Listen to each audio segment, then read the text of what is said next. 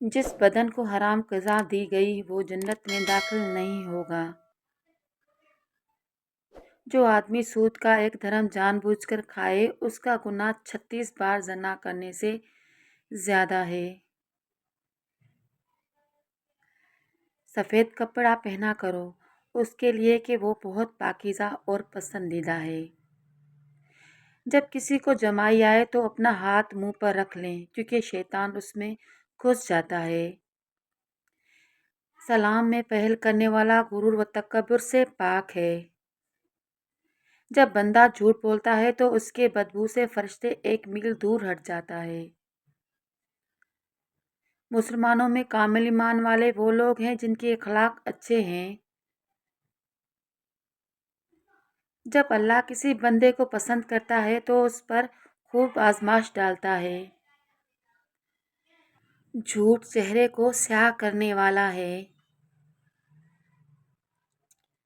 جس گھر میں قرآن پڑھا جاتا ہے وہ آسمان والوں کو ایسا دکھائی دیتا ہے جیسا کہ زمین والوں کو ستارے دکھائی دیتے ہیں۔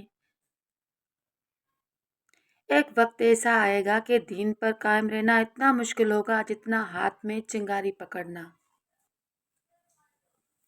مسلمان کا اپنے اہل خانہ پر خرچ کرنا بھی صدقہ ہے۔ ہر چیز تکبر سے ہے یہاں تک کہ جائز ہونا اور ہوشیار ہونا بھی تقدیر میں ہے۔ دنیا مومن کے لیے قید خانہ ہے اور کافر کے لیے جنت ہے۔ باپ سے منہ نہ پھیرو، جس نے اپنے باپ سے منہ پھیرا اس نے کفر کیا۔ صبح کا آغاز صدقے سے کیا کرو کیونکہ مصیبت صدقے سے آگے قدم نہیں بڑھاتی۔ اللہ والوں سے تعلق رکھو، طبیعت ٹھیک رہے گی۔ یہ وہ حکیم ہے جو لفظوں سے علاج کرتے ہیں۔ رزق اور موت کا خوف نہ رکھو، یہ اختیار صرف اللہ کے پاس ہے۔ بے شک نہ کوئی تمہارا رزق چھین سکتا ہے اور نہ ہی موت دے سکتا ہے سوائے اللہ کے۔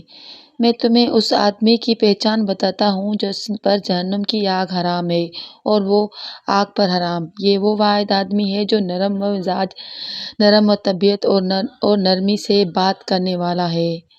جو عورت اس حال میں انتقال کرے کہ اس کا شوہر اس سے راضی اور خوش ہے تو وہ عورت جنتی ہے۔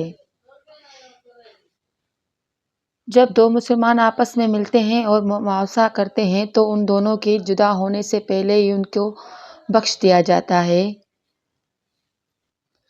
مسلمان بندے سے قیامت کے دن سب سے پہلے جس چیز کا حساب لیا جائے گا وہ فرض نماز ہوگی۔ اگر نماز پڑھنے والے کو علم ہو جائے کہ کسی رحمتوں نے اسے گھیر رکھا ہے تو وہ کبھی سجدے سے سر نہ اٹھائے۔ جمعے کی رات پرندے ایک دوسرے سے ملتے ہیں تو ایک دوسرے کو کہتے ہیں کیا تمہیں پتہ ہے کہ کل جمعہ ہے؟ سہنے والوں کو اگر صبر آ جائے تو کہنے والوں کی اوقات 2 کوڑی کی رہ جاتی ہے۔ خدا کی ذات کے بعد کائنات میں اگر کچھ مکمل اور قابل تعریف ہے تو صرف محمد صلی اللہ علیہ وآلہ وسلم کی شخصیت ہے۔ صرف اسلام ایک ایسا دین ہے جو زندگی کے ہر پہلو میں مدد کرتا ہے۔